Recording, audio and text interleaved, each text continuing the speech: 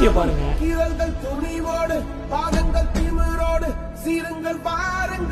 நான் ரெனி ஜாஸ்லின், சிவகங்கை மாவட்டத்தை சார்ந்தவள்.